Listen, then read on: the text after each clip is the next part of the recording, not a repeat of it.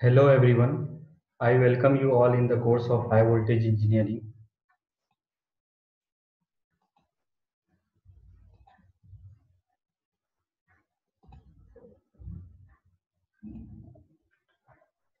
So till now in this course we have seen the various we have seen the various application of high voltage engineering. Then we have seen the worldwide development worldwide development of power system all across the globe. Then we have seen the overview of Indian power system in the third lecture. Then in the lecture number 4, we have compared the extra high voltage AC, ultra high voltage AC, and high voltage AC transmission system. We have seen various aspects of high voltage engineering till now, and what are the applications, and what is the overview of Indian power system, as well as what are the historical development of power system all across the world. In the so without making any delay, we will start today's lecture. So in this particular lecture, we will compare HVAC and HVDC transmission system. So in this particular lecture, we will compare the power transfer capability of high voltage AC and HVDC system, that voltage control comparison of HVAC and HVDC, stability aspect of both the system. We will see the skin effect comparison, and we will also compare the corona and the radio interference, and also we will uh, compare the losses of the transmission system, both transmission HVAC and HVDC transmission system. Then we will see that right of way, that difference for HVAC and HVDC transmission system. That then we will compare the cost economic analysis of HVAC and HVDC system. Then also we will see that what are the guidelines for laying this transmission line in the forest areas. So, and then we will see some comparison. So this basic difference, all of you know that what is AC and what is DC. This is the simplest that representation of AC and as well as DC system. So first we will see that power transfer capability of high voltage AC and high voltage DC transmission system.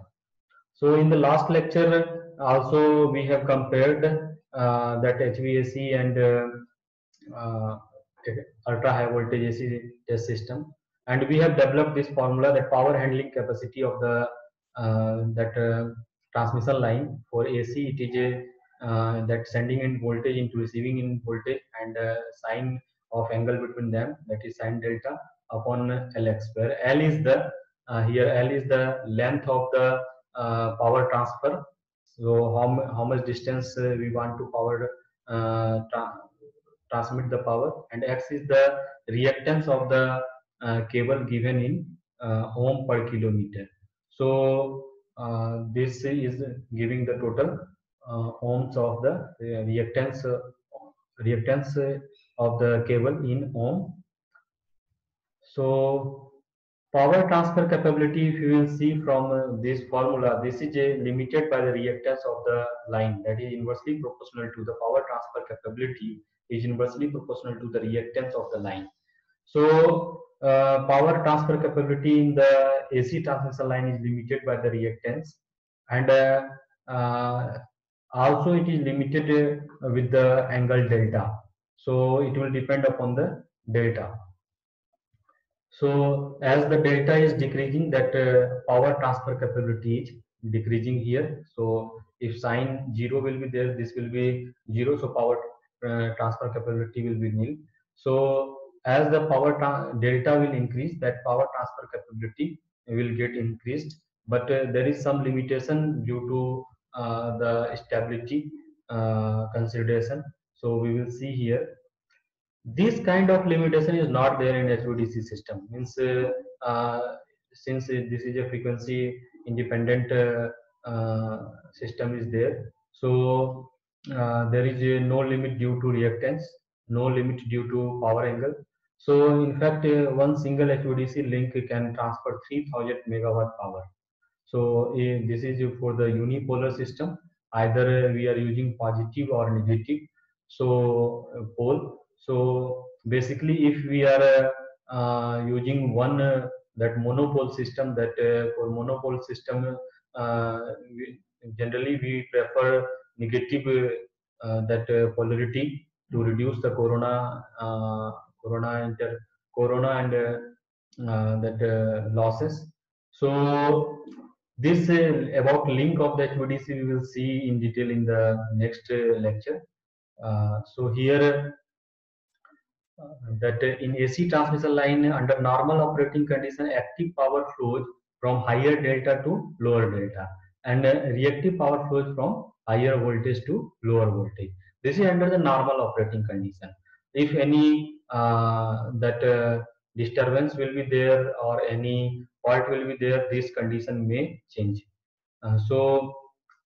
This condition will change. So HVAC system power transfer capability is limited by the reactance, whereas HVDC lines can be loaded up to the conductor thermal limit. So if we are using bipolar, we can transmit 6000 megawatts. Similarly, so HVDC is more preferable if we are seeing the power transfer capability limited due to that reactance. So this kind of reactance limitation is not there in HVDC. So next, that voltage control, whether voltage control will be easier in HVAC or in HVDC. So in HVAC transmission system, if you will see, so from this figure, suppose this is the sending end, this is the receiving end voltage. So here that this is the line reactance, and reactance means due to the inductance of the cables. So inductive reactance will form, which will limit the transfer capability of the power in the HVAC. Also, due to high voltage and low voltage ground, there will be formation of capacitance. So this will be the capacitance formation all across the lines. So there will be inductance and capacitance, and due to this inductance and capacitance, voltage control will be difficult for longer high voltage lines.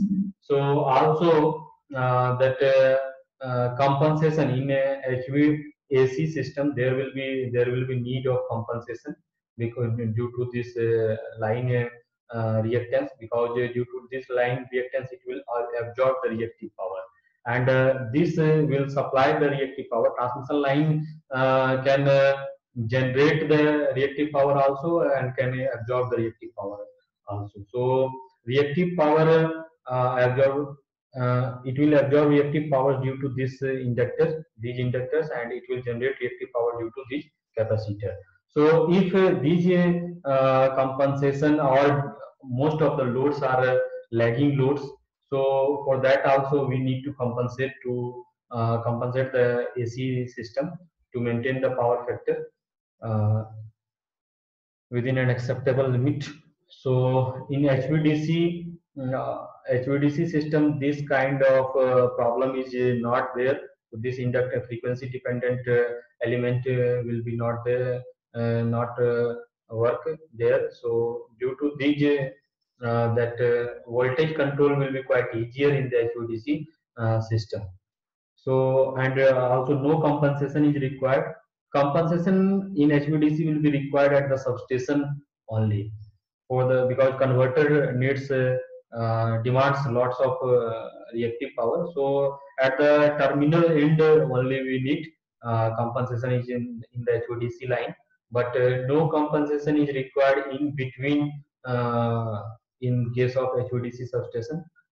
Also that in EHVAC, due to that these line inductance and capacitance, that for very long long line, there will be need of intermediate substation. So this kind of intermediate substation will be not required for HVDC transmission. So this is also a very good advantage for HVDC transmission.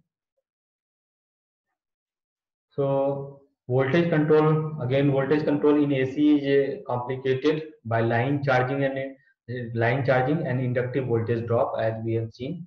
And the voltage profile in AC is relatively flat only for fixed level of power transfer corresponding to surge impedance loading. Any increase in load, that will be decrement in the voltage profile, or there will be poor voltage profile due to enhancement of loading condition. So voltage profile varies with loading. Reactive power requirement increase with increase in line length, and in a DC system, DC converter station require reactive power related to the line loading. The line itself doesn't require reactive power. So these are the points which come out from the discussion. Next, line compensation of HVAC and HVDC. So this is the power transfer capability, ESER or sin delta upon LX. AC line requires shunt and series compensation in long distance transmission, mainly to overcome the problem of the charging and stability limitations. Increase in power transfer and voltage control is possible through the use of static VAR system. And in AC cable transmission, it is necessary to provide shunt compensation at regular intervals. It is a serious problem in underground cables. So we have discussed that for the AC system, we need to compensate the line, and for HVDC, there is no need to intermediate compensations. It will be required only at the terminal end for the converters. Next, if you will compare the stability aspect of HVAC and HVDC system. So for HVAC, due to this line reactance, that power transfer capability is also got limited. So stability of HVAC is low compared to the HVDC. So for HVDC, it will be high. HVDC system control is modified to dampen swings in the load angle. Again, if you will see limit of stability, limit imposed by reactance and power angle, this kind of limits is not there. This is already we have seen also. And power flow can't be quickly controlled in HVAC. Power flow control can't be quickly, and here due to that firing angle control, that power flow can be quickly controlled. Even whatever voltage level or current level we want to achieve here, we can able to achieve in the HVDC. So power can be quickly controlled in the HVDC system. Thermal loading, AC line loaded up to 50% of its thermal loading, while DC can be loaded up to 90%. So this is the bigger difference in both the transmission lines. So AC line loaded may be increased up to 150 to 200% of the surge impedance loading, but DC line loaded may be increased to the conductor thermal limitations. So next, we will compare the skin effect of both the system. So skin effect, we know that skin effect causes the effective resistance of the conductor to increase at higher frequencies as the where the skin depth is smaller, thus reducing the effective cross section of the conductor. Means if it will be DC, so it will effective that cross section of the conductor used for flowing of the current will be the whole conductor. So cross section area of round conductor available for conducting DC current will be like this, and for AC at low frequency it will be like this. As the frequency will increase, this will come to the circumference of this conductor.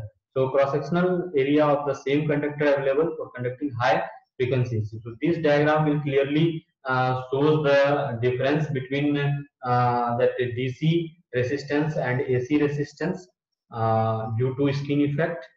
So this is also showing the effect skin effect. So in HVAC, skin effect will be there. For HVDC system, skin effect will be not there.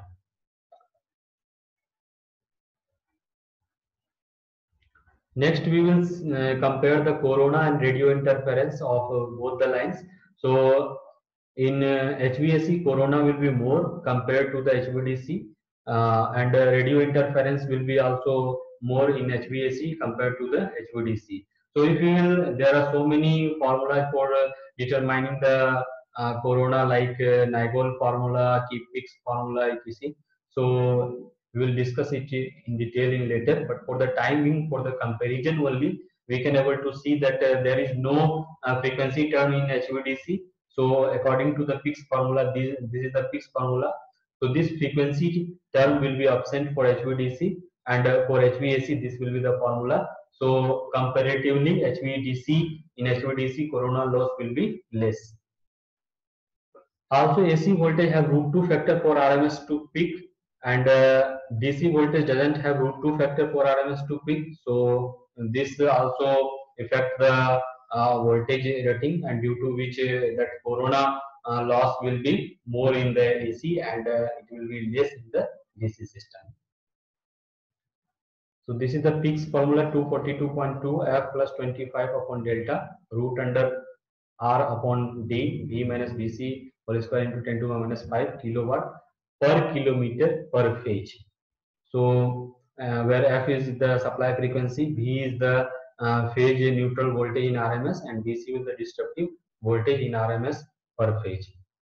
And delta is the relative air density, which we can calculate from the pressure and temperature of a particular situation. Next advantage of HVDC is the asynchronous connection. Asynchronous connection means some country is using 60 hertz like USA, and like India it is using 50 hertz. So if we want to interconnect the power system of both for transferring the power or selling or purchasing of the power, so we need to interconnect it. So in that case, HVDC will be the best option because there will be no problem of synchronization.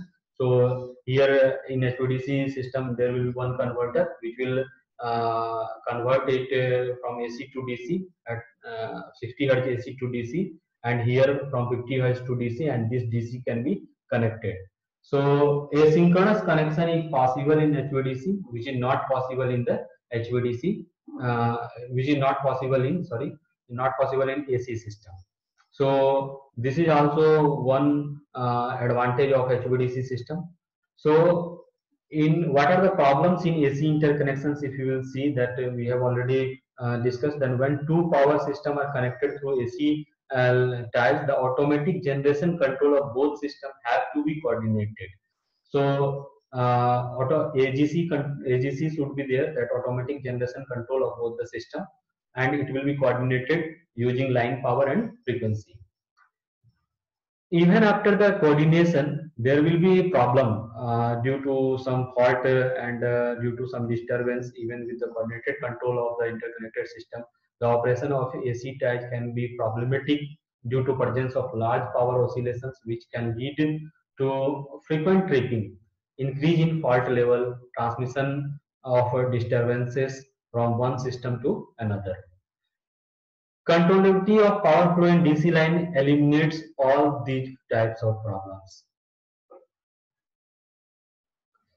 Next, if we will compare the losses of the system, obviously in the AC it will be more, and in HVDC it will be less. HVDC substation has some power losses, but there is no intermediate substation in the HVDC line.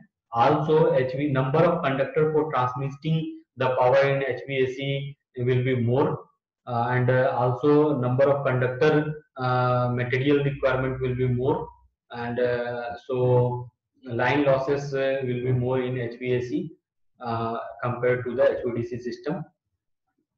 Ground return is not possible in AC, which is possible in HVDC. Only single bipolar HVDC line adequate for most cases.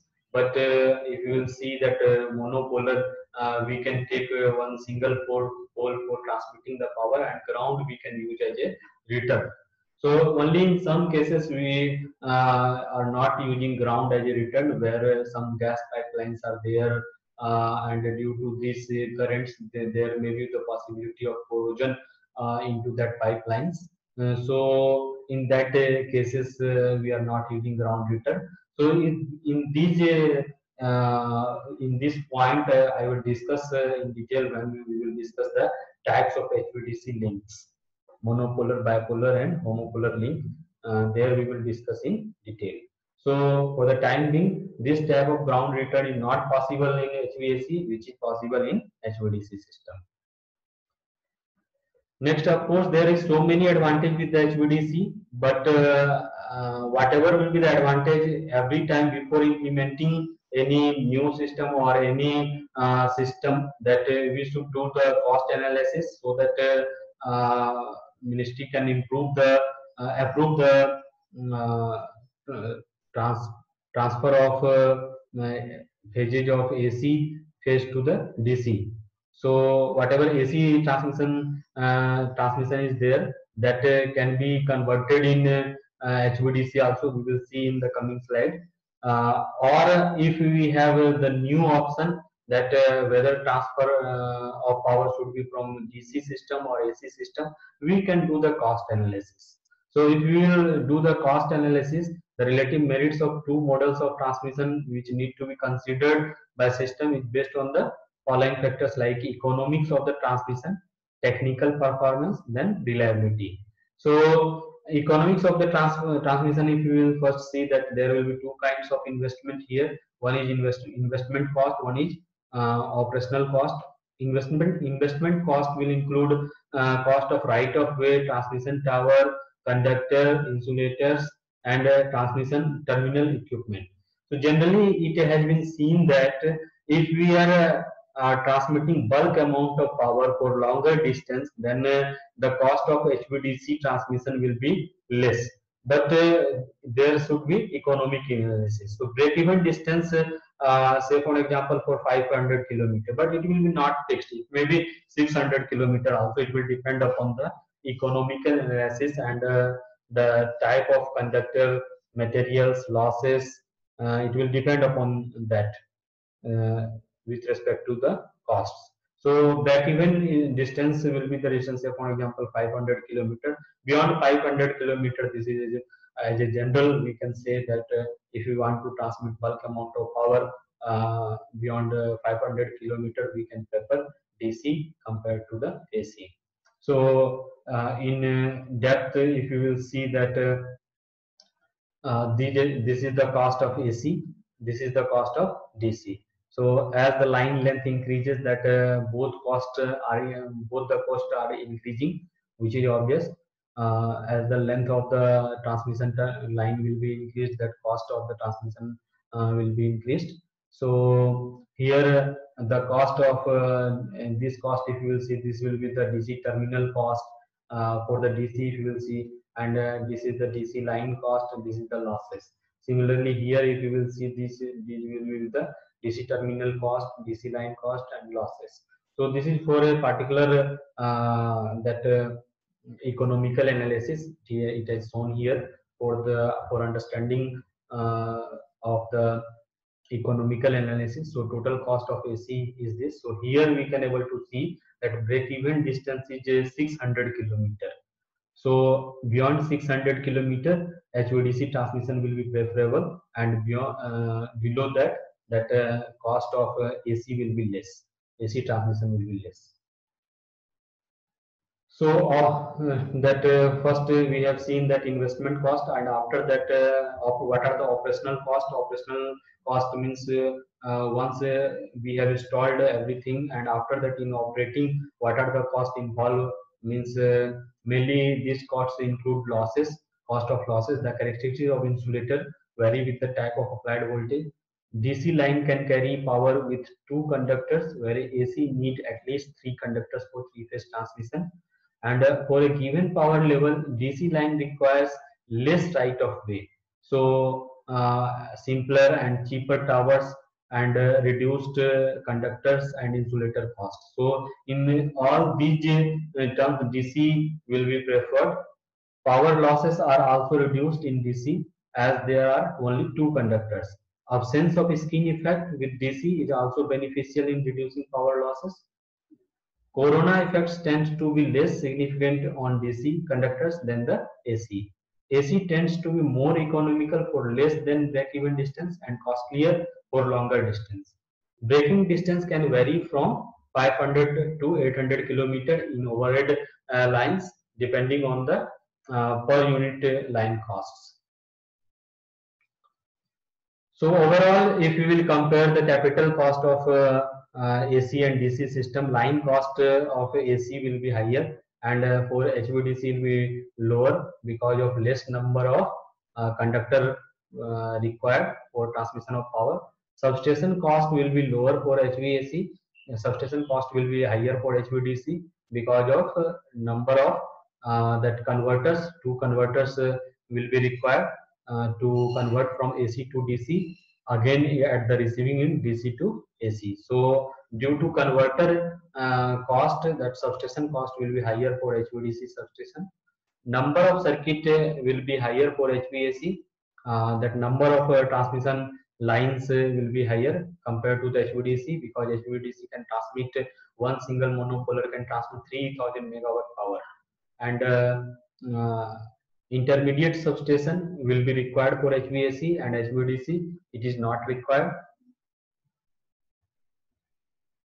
Then if you will see the right of way requirement, right of way, we know that it is a strip of land that we use to construct, operate, maintain and repair of the transmission line. So right of way or transmission corridor, if you will see for 2000 for transmitting 2000 megawatt power, for 500 kilovolt DC, only 50 meter right of way will be required, and for the same amount of power transmission by AC at 800 kV, we require 85 meter right of way. And here for suppose at same 500 kV, if we need AC transmission, so there will be requirement of that 100 meters, so just double of this. So right of way means say for example, if we want to transmit 2000 megawatt of power for 2000 kilometer, so up to 2000 kilometer we have to install the transmission line. So 100 meter, this 100 meter right of way will be required up to 2000 kilometer.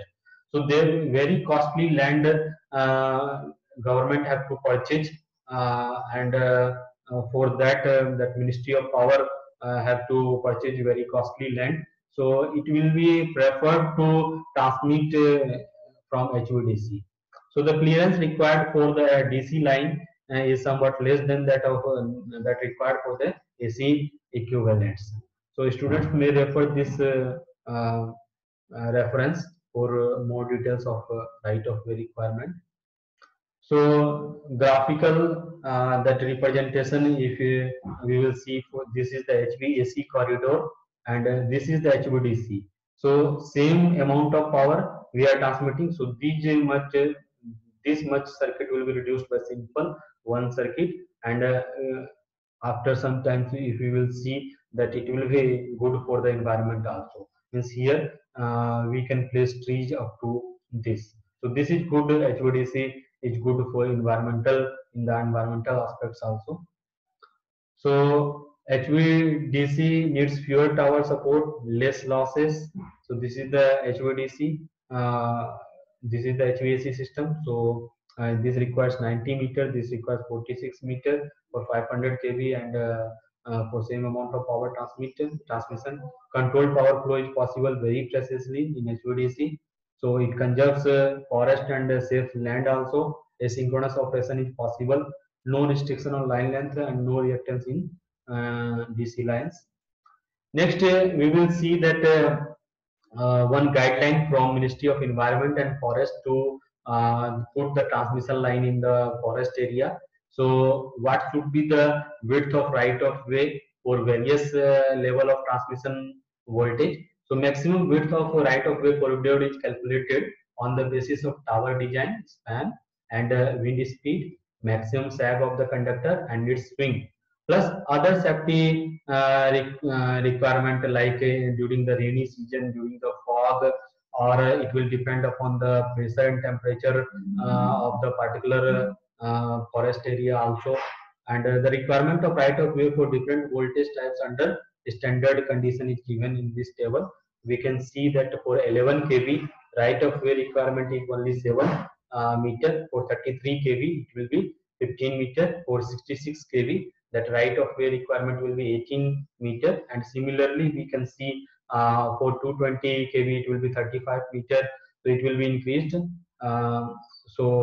For the 400 kV single conductor, it will be 46, and for double conductor also it will be 46. And for HVDC plus minus 500 kV, it will be 52, and for 765 kV single conductor with delta configuration, it will require 64 meter right of way. And for DC, it will be 67. Double conductor, sorry, for 765 kV AC double conductor, that 67 meter right of way will be required.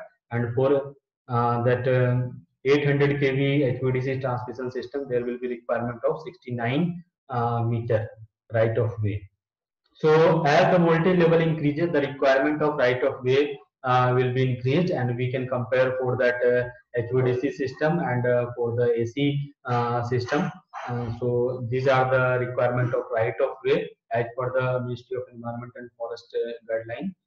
So guideline for laying transmission lines through forest area, where routing of transmission line through the forest areas cannot be avoided. These should be aligned in such a way that it involves the least amount of tree cutting.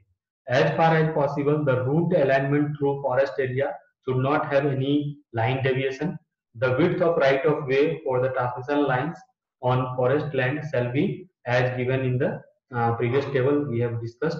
In forest area, only vertical delta configuration of 400 kV single conductor and delta configuration of 765 kV single conductor shall be permitted.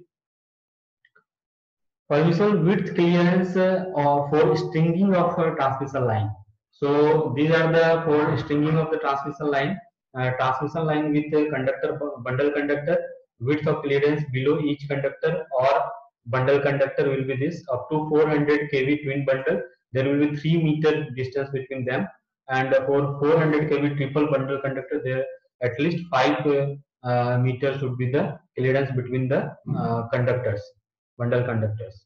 So similarly, for 400 kV AC or 500 kilo volt DC or 765 kV quadrupole bundle conductors, 7 meter should be the distance between them. And similarly, for 800 kV DC or 765 kV hexagonal bundle conductor, 10 meter should be the distance between them. So permission of forest officer for laying a transmission line through forest area is very much important. So to conserve the forest as much as possible, this is the basic things. We should cut a minimum number of trees for laying laying that transmission tower in the forest area. Anything for any difficulty that power engineer or Ministry of Power have to get take approval from the Ministry of Environment and Forest for putting the transmission tower. So in the remaining, this is the minimum clearance between the conductors and trees. Previous table was for the right of way, and now we will see that what is the minimum clearance required between the conductor itself and from the trees. So from 11 kV, it should be 2.6. For 33 kV, it should be 2.8 meter. Similarly, it will increase, and we can see for 500 kV HVDC, 7.4 meter should be the distance between two poles, and here it is 760. For 760 kV 5 kV, it will be 9 meter. So similarly, we can see for from this table,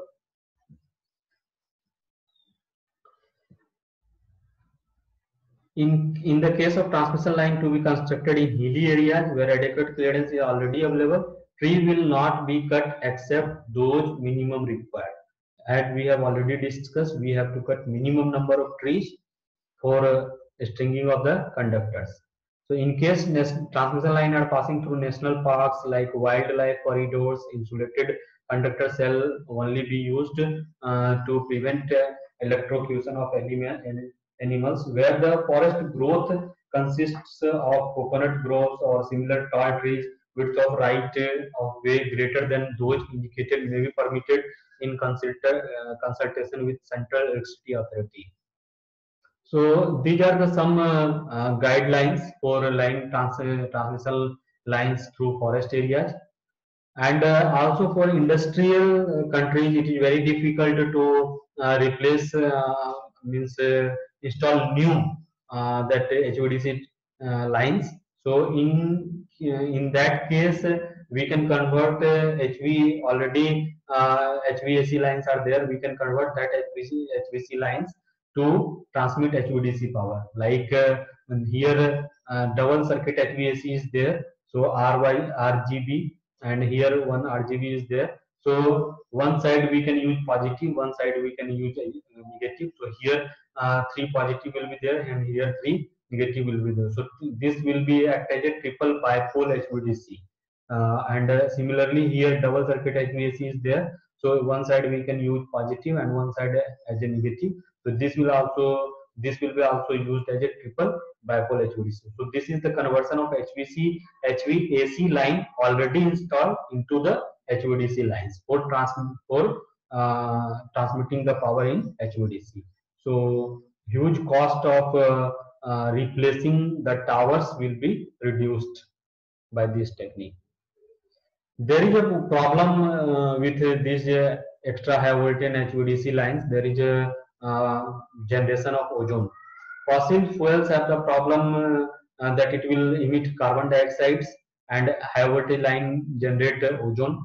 So ozone generation rate also we will compare for both the lines. So HVDC lines has the half of the ozone generation as compared to the HVAC lines, and ozone nearby HVDC and HVAC lines is not any big issue, big environmental concern. Yet still high voltage rails requires a techno-economic debate. So this is a question of economic that analysis and an economic debate should be there to give the conclusive remarks on this. So if you will see that some comparison, practical comparison, so to transmit 8,000 megawatt power, it requires 4 800 kV AC lines, and for 12,000 megawatt power transmit, it requires 3,000 kV AC lines. But the same is possible using only 2 and 3 DC lines of 600 kV or 6 plus minus 800 kV transmission line. So by using ultra high voltage or extra high voltage lines, we can replace high voltage AC lines, AC transmission line. Again, we can minimize the number of transmission line by using HVDC. So also two 750 kilovolt HVDC lines need 1/4 right of way compared to the 800 kV AC lines. Investment and operational cost comparison of 750 kV AC line shows 765 HVDC lines remain economical beyond 600 kilometer distance, and 500 kilovolt line becomes economic after 800 kilometer distance. Impedance of HVAC line, that is R plus JX, reduces down because to R in HVDC lines, because this frequency dependent term will be not there. So it is, if you remember surge impedance loading, that comparison in the previous lecture, it is remembered surge impedance loading criteria applies only for HVAC and not for HVDC lines. Thermal limits of 1000 kV HVAC and 800 kV HVDC lines are 15 and 17.5 gigawatt for 8 into 35 and 5 into 50 mm square diameter conductor. So thermal limit of 1000 kV HVAC line is 15 gigawatt, and for 800 kV HVDC lines it is 17.5 gigawatt. So this is also one advantage for HVDC transmission line. Substation thermal limit for 1000 kV HVAC and 800 kV HVDC are 6.9 and 5.8 gigawatt, which is also are less than half of the thermal limits of the transmission lines. HVAC lines becomes limited by reactive power before reaching their thermal limits. Idea of operating DC lines up to thermal limits cannot be achieved due to the limitation of thermal thermal limit of substation. Thermal limit of DC grid is lower than the AC grid. First 500, if you will see some historical background, that first 500 kV HVDC line using thyristor is installed in 1970, and first 200 kV HVDC line using IGBT is installed in 2002, and both in USA. Thyristor based HVDC system have grown up to 800 kV, 800 kV, which is also used in India, that in the at 800 kV substation.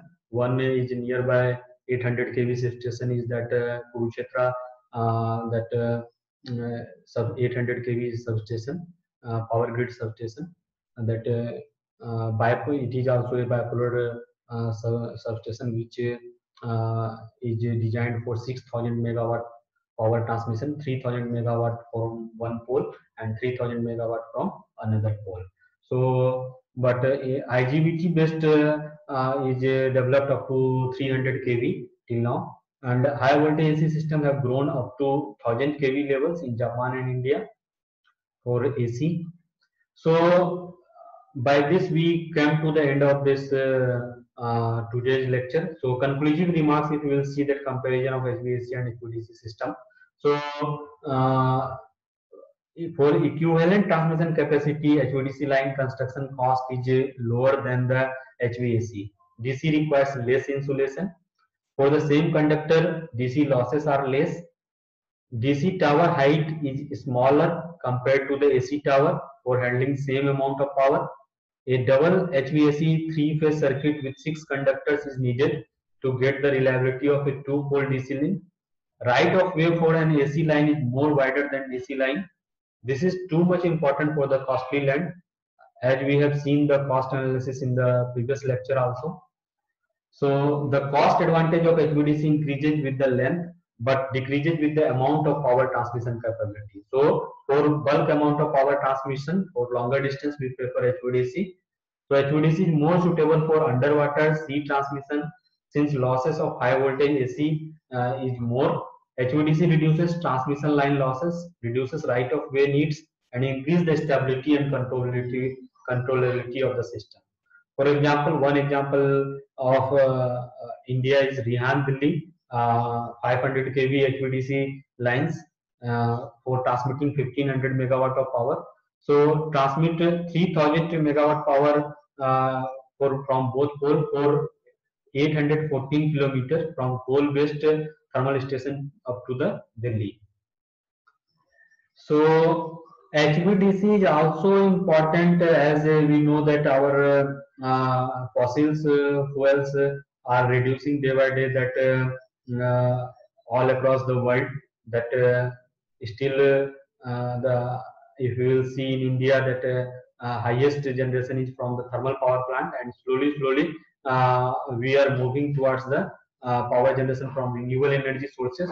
So integration of renewable energy sources in last 5 years, if you will see, it is a tremendous increase in the very drastic increase in the renewable energy sources integration, which is very that easy in case of HVDC integration of renewable energy sources to the HVDC lines, because like PV cell generate DC, and it eliminates the cost of conversion, because power generated is DC. Again, if you want to connect in AC, we need one converter which will convert DC to AC. So all the photovoltaic system can be directly connected to the HVDC lines.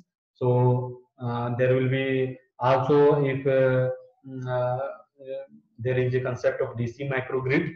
So wind turbine operating at variable speed generate power at different frequencies, requiring conversion to and from DC. So this conversion cost can be reduced if we will use HVDC. So overall, whatever HVAC and HVDC transmission we are using, so main aim is to increase the power transfer capability, minimize line losses, reduce greenhouse gases, and saves energy and environment. So with this, there we will discuss some small questions for 5 minutes. So first is that state the limitation of high voltage. We have already discussed the increased cost of insulating the conductor, the increased cost of transformer, switch gears, and other terminal approaches. So students are asking sometimes why not we are using 1600 kV. So there will be some limitations. So their main limitation is that so design of insulators to work at that high voltage. So this is the costly insulation, and design is that insulation is difficult for in bulk amount. So this is the limitation of high voltage transmission. Application of HVDC transmission. What is the application? Long distance bulk power transmission, underground asynchronous connection. If we want asynchronous connection, we can use HVDC. Control and stabilize the power system with power flow control. Quick control will be there in HVDC substation. Disadvantage of HVDC is that costly terminal cost, converter required considerable reactive power, that harmonics are generated which requires extra filter. Converters do not have overload capacity. So these are the application and disadvantage of HVDC. Advantages we have already discussed. Define skin effect. On what factor does the skin effect depend? The steady current when flowing through the conductor does not distribute uniformly, rather it has the tendency to concentrate near the surface of the circumference of the conductor. This phenomena is called skin effect. And it will depend upon the nature of the material, which kind of material we are using, diameter of the wire, frequency. As the frequency will increase, this concentration nearby the surface will increase. So on these 3 points it will depend. So of course in the AC of higher frequency skin effect will be more, at lower frequency it will be less, and in DC there will be no skin effect. What are the advantage of using bundle conductor? Bundle conductor will increase the capacitance, increase the power capability of the line, reduce the voltage surface gradient, and hence it reduce the corona losses, reduce surge impedance, and increase the surge impedance loading. What is meant by surge impedance and surge impedance loading of the transmission line?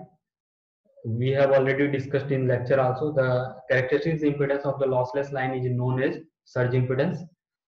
Surge impedance loading, it is the power transmitted when a lossless line is terminated with a load equal to resistance, is known as surge impedance loading of the line. This indicates the maximum power that can be delivered, and it is useful in the transmission line design. Various control technique. What are the various control technique for voltage control in the transmission line? Excitation control will be there, by which we can able to control. Then by using tap changing of the transformer, auto transformer tap changing, voltage control we can do by the transformer tappings, booster transformer, induction regulators, by synchronous condenser. So these are the some technique by which we can control the voltage of the transmission line. What is the importance of voltage control? Lightning loads are very sensitive to change in voltage. Voltage variation will cause erratic operation in inductive motors, because it will that speed will be directly depend on the voltage. So terminal voltage. So it will impact on the induction motor.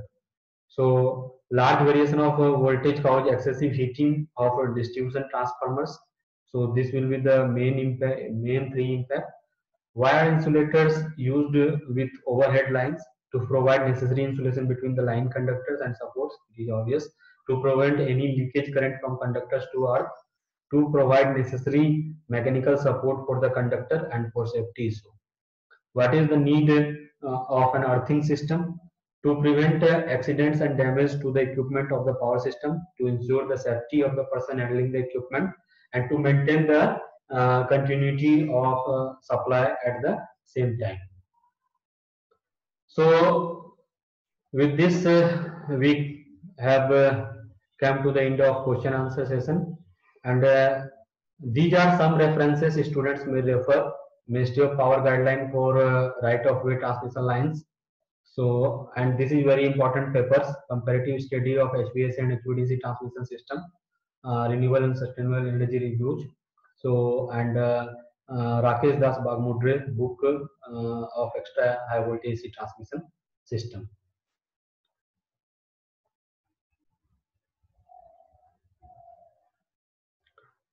Thank you everyone. So for any query, students may email on this email ID ar@nitkpr.ac.in.